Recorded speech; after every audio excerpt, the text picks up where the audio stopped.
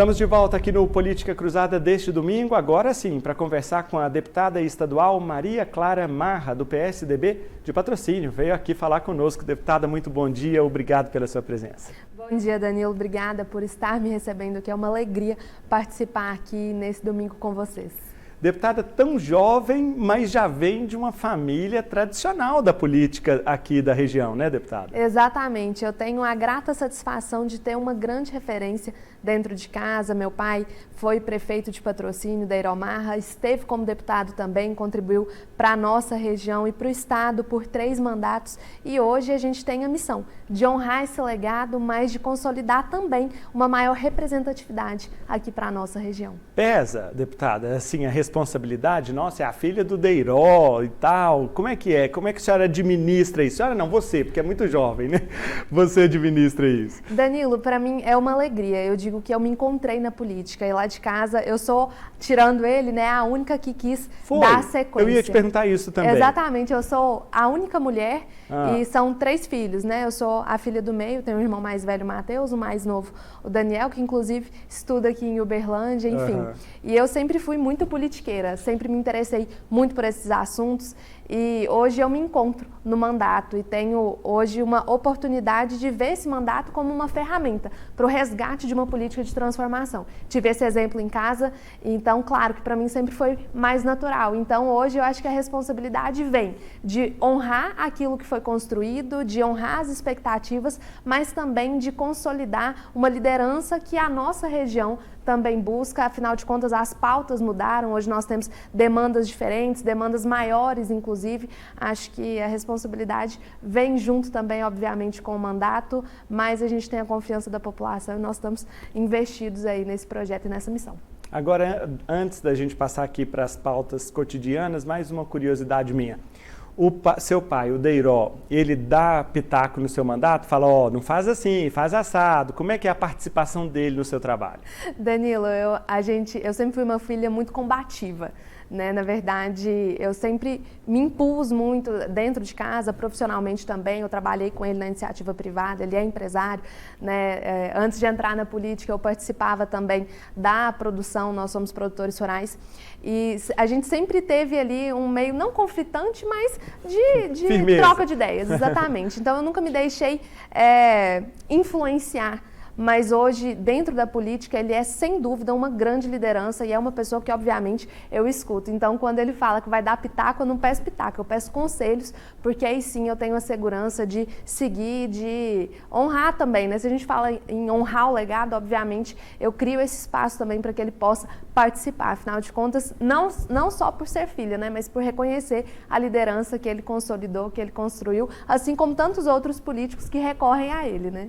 Tá certo. Deputada, nesses últimos dias a Assembleia de Minas aprovou um projeto de iniciativa até do governador Romeu Zema, da Agência Reguladora das Estradas de Concessões aqui, a Artemig, é isso? Falei certo? Exatamente. Artemig. Pois é, e eu naturalmente acompanho o seu trabalho principalmente pelas redes sociais, eu vejo que você se posiciona muito firmemente com relação à questão das rodovias.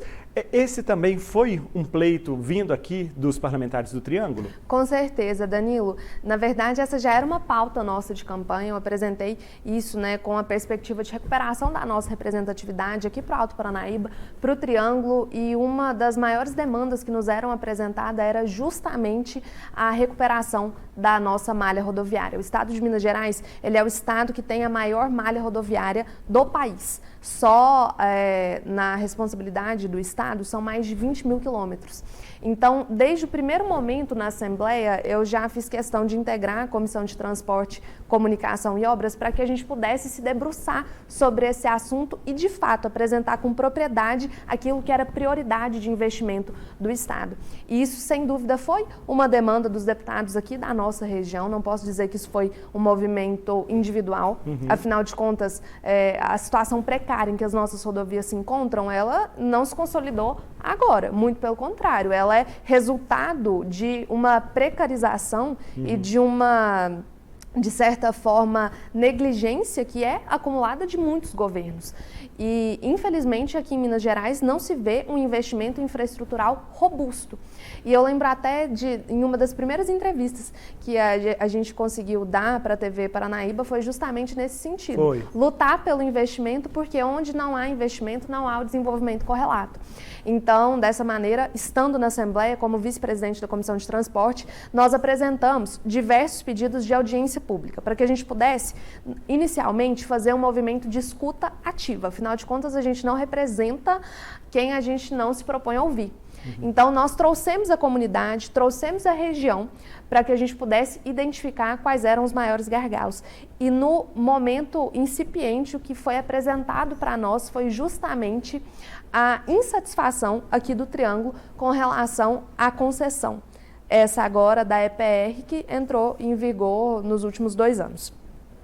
Vai até patrocínio. Exatamente. Nós fizemos várias audiências na Assembleia nesse sentido e conseguimos identificar que esse projeto com que foi conduzido, não só a concessão aqui no Triângulo, porque a gente fala do lote 1, que é o lote Triângulo, mas na verdade é o lote Triângulo Mineiro, é o lote Varginha Furnas e o lote Sul de Minas. São 600 e alguma coisa. Exatamente, 627 quilômetros concedidos.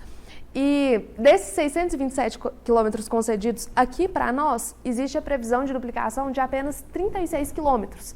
É 5%, mais ou menos, do que está concedido, e aí a gente passa a se questionar. Poxa vida, a gente vai pagar pedágio com tarifas, diga-se de passagem, nada módicas, né? São tarifas altíssimas. No primeiro edital já estava prevista a cobrança de uma tarifa, se não falha a memória, de R$ 11,48. Depois ela passou para R$ 12,70 e agora está mais de R$ 13. Por que disso? Porque o processo com que foi feito a concessão, tanto no Triângulo quanto nos outros lotes, foi um processo que não envolveu a comunidade. Não foram ouvidos os prefeitos, as lideranças, os usuários da rodovia, os setores importantes, setor de transporte. E aqui a gente entra num dilema. E essa foi uma das maiores perguntas que a gente fez no momento, né, de escuta da população. As pessoas não têm resistência, em geral, em pagar pedágio. O que a gente quer é pagar pedágio, primeiro, numa tarifa módica, numa tarifa que seja justa, e segundo, que exista uma previsão de contrapartida da concessionária. Claro. Porque se for para pagar pedágio para transitar em pista simples, a gente já paga imposto. Nós já somos contribuintes, isso já está no direito mais básico do cidadão, que é o direito de ir e vir, transitar com segurança e com fluidez. Infelizmente, isso não é garantido, não é adimplido pelo governo estadual e nem mesmo pelo governo federal.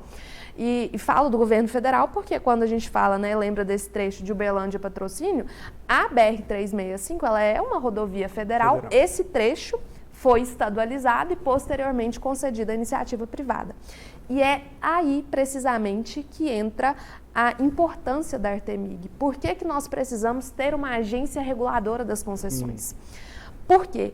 Esse processo de concessão, que foi o que mais chamou a atenção, inclusive nele nós estamos movimentando diversas ações, já acionamos o judiciário, a gente conseguiu suspender cobrança, conseguimos apontar diversas falhas e violações contratuais no que estava previsto no PR, que é o Programa de Exploração da Rodovia.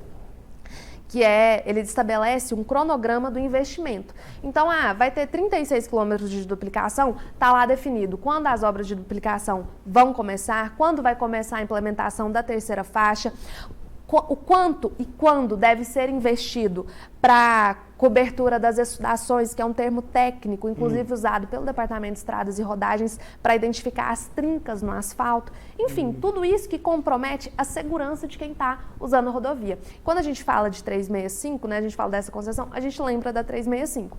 Mas, na verdade, são diversos trechos. A 452 que vai para Araxá, a 462 que liga Perdizes, a 798 que vai mais para o Pontal, a 190, Monte Carmelo, enfim. São esses mais de 600 quilômetros concedidos com poucas contrapartidas previstas, né, na questão da concessionária.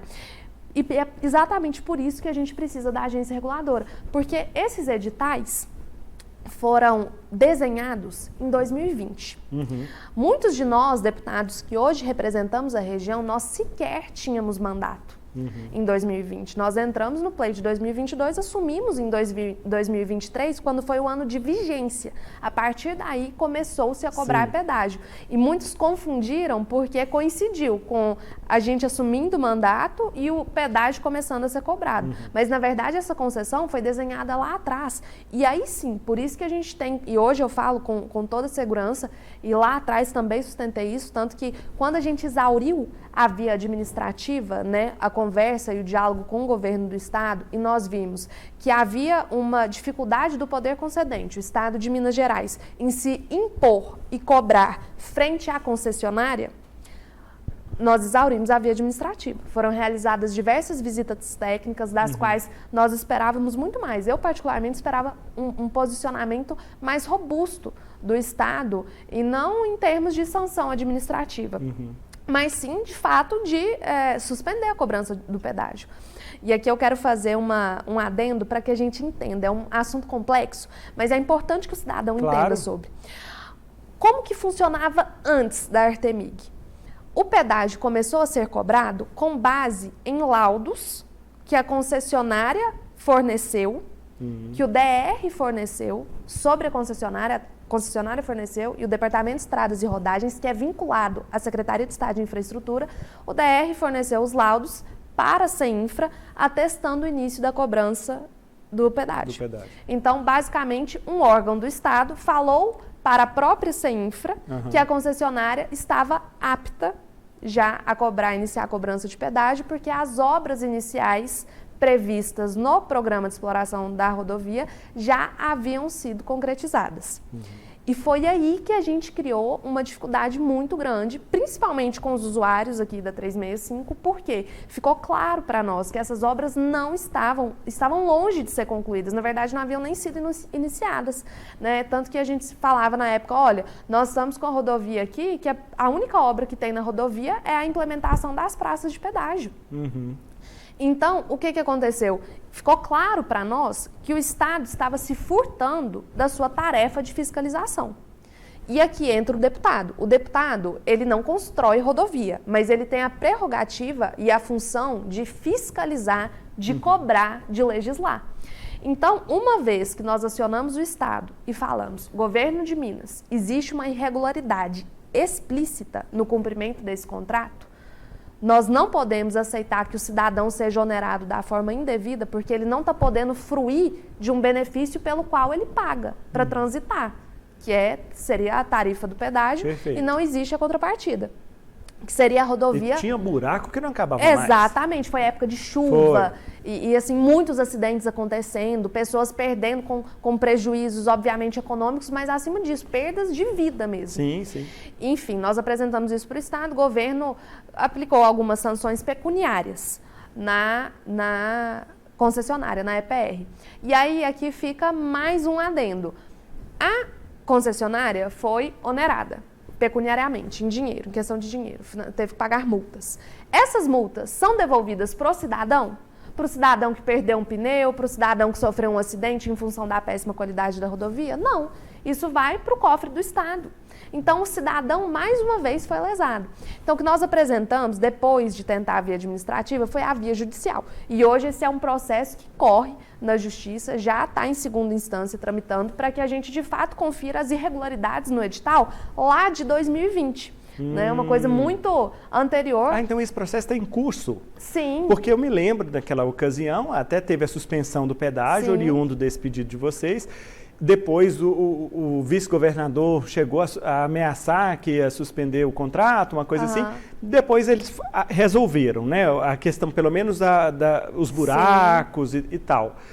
E aí eu não soube mais nada desse processo, então ele está em curso. Ele está em curso e naquela vez, quando a gente teve a suspensão, foi uma medida liminar. Isso, uma liminar. Que concedeu a suspensão da cobrança de pedágio. Mas existe um processo que, inclusive, é o primeiro processo que eu entrei, que foi provocando o Ministério Público, e depois o Ministério Público entrou contra o governo do Estado e contra a concessionária, o Ministério Público Estadual e o Ministério Público Federal, acolhendo as nossas denúncias que alegam, inclusive, o dano moral coletivo, Sim, o abuso de Aham. poder econômico, enfim, isso a nível jurídico. Agora, vamos voltar na Artemig. Por que é importante que a gente tenha essa agência? Porque vocês percebem que quando a gente tem um órgão do governo do Estado fiscalizando uma concessão que foi o próprio governo do Estado que concedeu, existe um conflito de interesse. Exatamente. Então, se eu sou o poder concedente, eu não posso ser a responsável pela fiscalização da concessionária. Eu preciso de um órgão que tenha autonomia técnica para fiscalizar. Porque até então isso era feito de novo com base nos relatórios fornecidos pelo Departamento de Estradas e Rodagens, que cá entre nós não tem a capilaridade suficiente, obviamente conta com técnicos, com servidores extremamente capacitados, mas hoje o Departamento de Estradas e Rodagens, infelizmente, ele tem um corpo técnico, inclusive, defasado, que não dá conta, né, das demandas que a gente tem em rodovias estaduais não concedidas, que dirá, então, nas que foram concedidas. E por isso que a gente acredita muito no trabalho da diretoria e agora da carreira e dos servidores, né, que nós vamos colocar na Artemig. A partir da sanção já começa a correr o prazo, mas por isso que nós acreditamos, porque vai ser uma agência que tem a capacidade de fiscalizar e ela de fato vem para regular as concessões. Quando a gente fala, e eu escutei isso demais, muito, inclusive na nossa comissão de transporte, o seguinte: Maria Clara, se a gente compara as nossas rodovias de Minas Gerais, a gente passa vergonha, por exemplo, quando vai para São Paulo. Porque você pega uma Anhanguera, você pega uma Bandeirantes, são rodovias concedidas. Mas é muito diferente da realidade que a gente encontra nas concessões de Minas Gerais. Qual que é a diferença? Hoje, São Paulo tem uma agência reguladora, que é a Artesp. Ela é o paralelo da NTT a nível de Estado. E é justamente o que nós criamos para Minas Gerais. E como é que vai ser feita essa composição? Quem vai participar da Artemig? Bom, esse projeto, ele foi apresentado pelo governo, mas já tinha o meu projeto tramitando na casa. Eu apresentei o projeto da criação da agência reguladora justamente para fazer um aceno, né, para criar essa imposição para que o governo, de certa forma, se posicionasse com relação a essa concessão. Que tinha que ser de iniciativa do governo. Exatamente, é um projeto. Ele não pode ser de iniciativa do parlamento, tinha vício de iniciativa. Então, nós apresentamos esse projeto, articulamos com o secretário Pedro Bruno, que foi uma pessoa que, diga-se de passagem, aqui eu tenho que fazer essa ressalva. Ele, diferentemente do secretário anterior, ele foi um secretário... Ele está na CEINFRA? Ele está na CEINFRA, exatamente. Ele foi um secretário absolutamente presente. Então, durante todo esse dilema que nós enfrentamos aqui com a concessão, com a dificuldade que nós tivemos de articulação e de contato com a EPR para que ela fizesse o mínimo, ele foi uma peça-chave para a articulação e para que, de fato, a gente visse as melhorias que hoje nós vemos nessa rodovia. Porque a situação que nós encontramos hoje, ela difere e muito da situação que nós encontrávamos há um ano atrás. Agora a discussão é sobre a modicidade tarifária e, inclusive, sobre a contrapartida, com a previsão, inclusive, que nós possamos fazer uma remodelagem desse contrato para atender melhor a nossa região, inclusive os pequenos centros. Porque nós estamos aqui em Uberlândia, mas a gente esquece que ficaram solapadas cidades como Monte Carmelo, Iraí de Minas, Romaria, que estão no caminho. Exatamente, e que não tem tantos benefícios como Patrocínio e Uberlândia, por exemplo, que vão ter, que tem uma previsão de duplicação. Então, o próprio Pedro Bruno se fez sensível a essa demanda e por isso eu sou grata e isso deve ser reconhecido. Porque do mesmo jeito que nós cobramos e muito essa posição, ele foi muito atento para criar um ambiente que essa mudança fosse possível. E da mesma forma, a Artemig, assim que nós apresentamos o projeto, conversei com o nosso secretário e ele apresentou para nós. Falou, olha, nós vamos então encaminhar para a Assembleia o projeto de iniciativa do governo. A esse projeto, o meu projeto foi anexado inversamente, a gente chama de anexação reversa. Ah, tá. Exatamente, eles tramitaram juntos na casa. No meu projeto, nós fizemos colocamos algumas travas para que, de fato, essa agência viesse com poder regulatório e não fosse mais uma agência, mais um elefante branco. Só para encher de cargo, né? Exatamente, exatamente. A começar pela diretoria, e você perguntou sobre a composição. São 3 diretorias técnicas que se alternam. Então, a ideia é que não haja uma confluência política, porque elas obviamente agora vai ser indicada pelo governo do estado, mas os diretores vão se alternar em 4 e 5 anos. Então, o objetivo é, de fato, garantir que sejam pessoas técnicas. Para isso, nós colocamos também, nós apresentamos uma emenda que foi incorporada ao projeto e agora à lei, que é a vedação da indicação de diretores para esses cargos que precisam ser técnicos, de diretores que estejam filiados ou que tiverem sido filiados a partidos políticos num prazo de 36 meses. Mas isso é extremamente importante para que a gente garanta que ela não se transforme em cabide de empregos e não se transforme em cabide de empregos de políticos. Porque, de novo, ela é uma agência que tem que ter um caráter de fiscalização, um caráter técnico. Eu não posso colocar lá um deputado ou uma deputada que queira fazer as vontades do governo. Essa agência vem justamente para criar uma autonomia e uma isenção. Então, primeiramente, né, essa composição de cargos, e também apresentamos uma previsão da criação do concurso da Artemig. Prioritariamente, né, agora, até numa questão de precariedade do Estado, que está num regime de recuperação, atuando como se estivesse no RF, nós teremos uma destinação das carreiras do Departamento de Estradas e Rodagens, né, com os técnicos. Mas, a longo prazo, a ideia é que esses cargos sejam preenchidos por cargos do concurso próprio da Artemig, paralelo àquele que foi realizado na Arsai, por exemplo. Sim. Então, isso já nos garante também que essas pessoas estejam isentas de qualquer influência, de chantagens políticas, enfim. Só uma dúvida, os diretores, eles são indicação do governador? São. Com referendo da Assembleia ou não tem previsão? São com referendo. Nós com referendo da Assembleia. Exatamente, com a previsão de que haja essa chancela, de que, de fato, a Assembleia possa fazer a aprovação. Afinal de contas, nós estamos acreditando, e hoje nós já temos nomes que são sugeridos e pessoas que a gente acredita que tem a capacidade e a qualificação para conduzir da melhor forma essas atividades de fiscalização. Só para a gente concluir, esses 150 quilômetros aqui, 170, né, que vai de Uberlândia a Patrocínio, que é o objeto dessa concessão. Realmente, está previsto que as obras começam no ano 3 de contrato, que é agora, que é este ano. São 36 quilômetros de duplicação, 50 de terceira faixa e 1 ou 2 trevos. Se não me falha a memória, é isso. Ao que me parece aqui, as últimas notícias que a gente teve da EPR, é que esse ano só vai dar andamento nas questões ambientais. Licenciamento, autorização. Então, de fato, a gente vai começar a ver algum movimento disso só para o ano que vem. A última vez que eu entrevistei aqui o superintendente da EPR, nessa mesma cadeira que você está, ele me alertou o seguinte: olha, esses 50 quilômetros que estão no contrato, que são de terceira faixa, eles podem ser transformados em duplicação, se houver aporte de recurso público, tanto do governo quanto dos deputados federais ou estaduais por meio das emendas. Vocês já chegaram a discutir talvez essa possibilidade? Porque se a gente consegue, por exemplo, transformar esses 50 mais 50 em duplicação, aí já deu um meio caminho andado, né? Exatamente. Só que hoje nós temos uma dificuldade muito grande de exaurir a demanda de pavimentação, inclusive nas rodovias estaduais que não estão concedidas. Quando a gente fala do pagamento de R$ 13,30 numa tarifa para duplicação, se não me falha a memória, são 136, um pouco mais de 130 quilômetros, e no PR está lá previsto, a partir do ano 5, o início das obras de duplicação do lado de Uberlândia, e a partir do ano 8, o início das obras de duplicação do lado vindo sentido Patrocínio, Uberlândia. Então o que é esse a partir do ano 3? Eu achei que já seriam essas obras.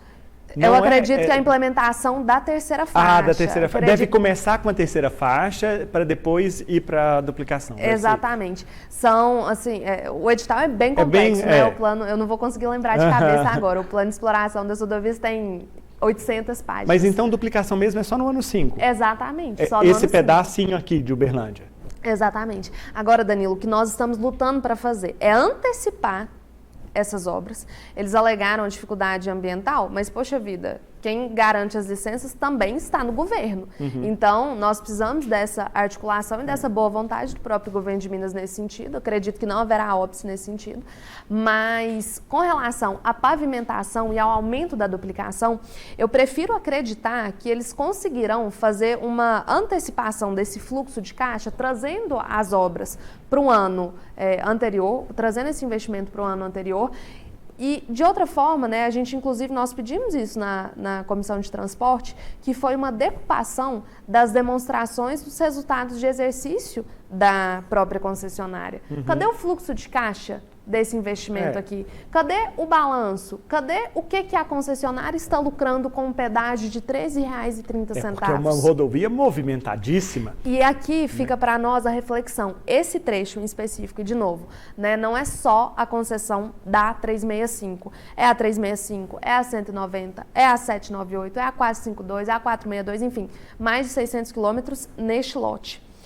A concessão da 365 é o que lastreia todo o investimento no sul de Minas, no lote Varginha Furnas e no Triângulo. Sim. Então, a tradução disso, a gente basicamente paga um pedágio aqui caríssimo, porque esse trecho é o trecho superavitário. É, para compensar os outros. Exatamente, é o trecho que tem um fluxo muito alto de veículos. Inclusive, a própria ação que o Ministério Público Federal está movimentando, ela tem como base o endosso de um estudo feito aqui pela Universidade Federal de Uberlândia, atestando que esse trecho ele é extremamente rentável para a concessionária. Então, por que não invocarmos novamente a concessionária para que, de fato, ela apresente novamente esses cálculos a fim ou de reduzir a tarifa de pedágio ou de aumentar a contrapartida? Exatamente.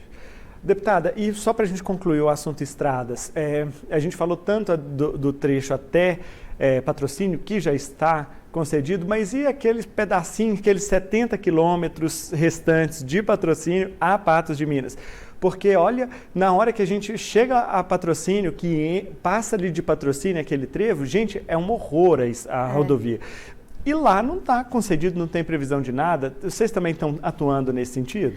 Danilo, ali, e você também conhece a região, você sabe que para nós ali é caminho da roça, mas está realmente muito difícil. A trafegabilidade ali, existe um tráfego muito intenso de caminhões, de veículos grandes, que colocam em risco a segurança dos passageiros em veículos menores. Exatamente. Recentemente nós assistimos, resignados, né, a diversos acidentes que aconteceram em função da precariedade da rodovia, da inexistência, né, inclusive em alguns trechos do acostamento, enfim.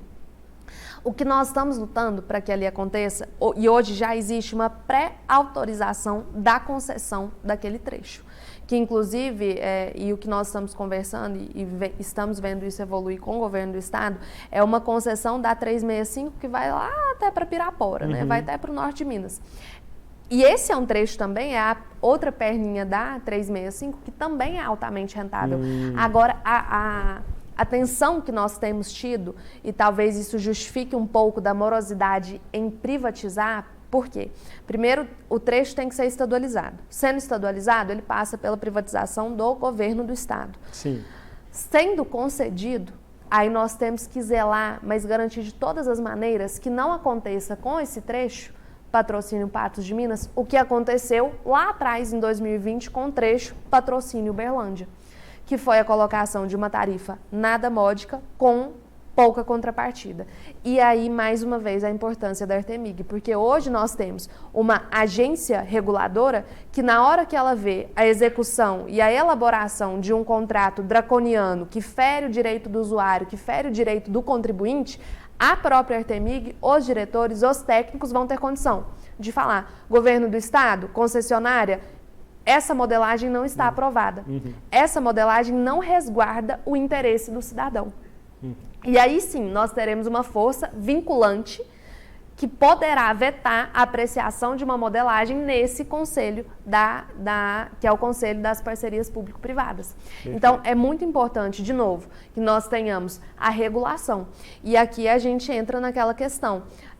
A maioria dos usuários, inclusive o setor de transporte de cargas, e eu tenho uma afinidade muito grande, até também por ser da área, mas a própria CNT Conselho Nacional dos Transportadores, a FENATAC, o CETSENG, que é o Sindicato dos Transportadores de Carga de Minas Gerais, sustentam essa ideia de que é interessante pagar pedágio desde que haja contrapartida, cobrança de tarifas justas. Porque a gente já viu e já ficou claro, infelizmente, que o governo do estado, infelizmente, não dá conta de abarcar e de fazer a manutenção da integralidade da malha rodoviária estadual. Deputada, nosso tempo já está caminhando para o fim, mas eu preciso te perguntar mais duas coisinhas. A primeira delas é sobre o Propag, que finalmente chegou lá na Assembleia. Na sua visão, vai ser uma votação tranquila? Vai ser aprovado com tranquilidade ou vai ter dificuldade lá? Danilo, eu não acho que é sobre ser tranquilo. Não tem nada tranquilo. Exatamente. Eu acho muito difícil falar que vai ser uma votação tranquila, porque hoje, dentro da Assembleia, e a gente tem essa prerrogativa, a Assembleia é a casa do diálogo. Então, eu acredito que o projeto ainda vai enfrentar muitas alterações. Agora que o projeto foi apresentado, então, na verdade, são 10 projetos, né, nos quais o Propag se desdobra, em que nós teremos a oportunidade de fato, ver o que é a proposta do governo do estado, que, na verdade, caminha como uma alternativa ao próprio regime de recuperação fiscal. E cumpre aqui lembrar que hoje nós estamos tendo a discussão do Propag justamente em função da movimentação que a Assembleia, e aqui na pessoa do presidente Tadeu Martins Leite, fez, né? Buscando essa confluência com o Senado, esteve diversas vezes com o presidente, na época, Rodrigo Pacheco, e juntos eles desenharam um formato que fugisse um pouco aquelas previsões draconianas do regime de recuperação fiscal, que sacrificavam o funcionalismo público, sacrificavam o servidor, sacrificavam a prestação de serviços básicos, enfim, e de certa forma oneraria injustamente o cidadão mineiro. Para terminar, a questão que também uma coisa está ligada à outra do Propag, que é as empresas estatais, né? Tem previsão, por exemplo, de federalizar a CEMIG, vender a CODEMIG, a Copasa. Esse é um assunto mais sensível para os deputados estaduais. Exatamente, Danilo. Eu acredito que é difícil tomar uma decisão sobre a alienação desses ativos. E diga-se de passagem, você citou a CEMIG é uma empresa absolutamente superavitária. Né? A Copasa também, a dificuldade que a gente tem é de justificar as falhas operacionais diante do superávit financeiro. Por que uma empresa que é rentável, por que uma empresa que é lucrativa não consegue fornecer energia para quem está lá no meio rural? Por que a gente tem essa morosidade, essa lentidão, essa dificuldade de atender quem precisa do serviço público, se essa é uma empresa para a qual não falta recurso, para a qual não falta dinheiro? O que falta? Se não falta dinheiro, falta gestão. A Copasa, então, nem se fala, porque é um problema atrás do outro em cidades onde ela está instalada e vive só na pressão, no solavanco, na ameaça, na justiça. Exatamente. As próprias prefeituras têm essa dificuldade com a Copasa, né? Não só o cidadão, mas é uma luta que a gente vê sendo travada pelos prefeitos aqui, não só da região do Alto Paranaíba e do Triângulo Mineiro, mas, enfim, é uma dificuldade noroeste, que hoje é a nossa maior fronteira agrícola. A questão da CEMIG, novamente, voltando, porque para nós que somos produtores, né, uma região aqui que é essencialmente vocacionada pro agronegócio, não poder contar com energia, isso sangra, né? Isso cria prejuízos econômicos que desaceleram e travam o desenvolvimento econômico de uma região inteira. Então, essa questão da CEMIG, eu não acredito que ela possa ser feita, né, da CEMIG não, das estatais como um todo, mas eu não acredito que ela possa ser feita sem diálogo e, mais do que isso, sem escuta da população. Aí nós realmente temos uma dificuldade, porque a gente está falando de um ativo que se consolidou para o governo, sim, mas acima de tudo para o cidadão mineiro, né? A empresa estatal é isso. E aí quando a gente fala da questão, mas o problema, se não é o problema econômico, se não é o gargalo financeiro, que de fato essa empresa não tem, o problema é gestão. Então, o melhor formato seria transformá-la numa corporation, numa corporação? Seria abrir a CEMIG para maiores investimentos, de modo que o Estado não seja majoritário? Enfim, acho que é uma discussão complexa, nós ainda teremos a oportunidade de falar muito sobre isso, mas eu acredito que ela deva englobar, sim, o cidadão como um todo, que, diga-se de passagem, também está extremamente insatisfeito. Então, do jeito que está, a CEMIG, a Copasa, a CODEMIG, enfim, mas a CEMIG e a Copasa prioritariamente, eu não acredito que devam permanecer. mas nenhuma decisão deverá ser tomada sem que a gente consiga escutar a população. Essa é Maria Clara Marra, deputada estadual do PSDB de Patrocínio, falando aqui conosco. Deputada, olha, um prazer tê-la conosco. Volte outras vezes. Tinha muito mais assunto aqui pela frente, mas eu acho que eu quis privilegiar esse das estradas, porque é um assunto muito sensível para todos nós aqui da nossa região. E eu sei que a senhora está muito por dentro desse assunto, então muito obrigado pela presença e volte outras vezes, viu? Obrigada, Danilo. Vou aceitar esse convite sim, porque a gente não conseguiu exaurir aqui tudo, inclusive nem tudo sobre as rodovias. Né? Nós falamos sobre as concessões, mas ainda existem rodovias estaduais que estão aí hoje com projetos para reperfilamento asfáltico que precisam ser recuperadas urgentemente, e aí sim a gente consegue contar com investimentos robustos por parte do governo do estado sem que elas de fato sejam concedidas. Mas enfim, isso é tema para uma próxima conversa. Muito obrigada pela recepção aqui, quero colocar o nosso mandato de portas abertas, agradecer mais uma vez pelo brilhante trabalho que vocês têm feito e por esse quadro aqui, inclusive, que é de interesse e serviço, né, utilidade pública, afinal de contas, ele vem para trazer a informação para o nosso cidadão, para que a gente consiga aproximar o mandato, o deputado político, né, da comunidade, de fato, nos colocar aqui para sermos demandados. Até a próxima, deputada. Obrigada. E a você de casa também, o meu muito obrigado pela companhia aqui neste domingo. Eu lembro que a íntegra do programa de hoje você já pode baixar agora no o app do Grupo Paranaíba, o Paranaíba Play, de graça na loja do seu celular. Ficar por dentro de tudo, tem também em nosso canal do YouTube. E outras informações de Uberlândia e região, acesse agora paranaibamais.com.br e fique por dentro de tudo. Para você, uma boa semana, um bom domingo e até domingo que vem.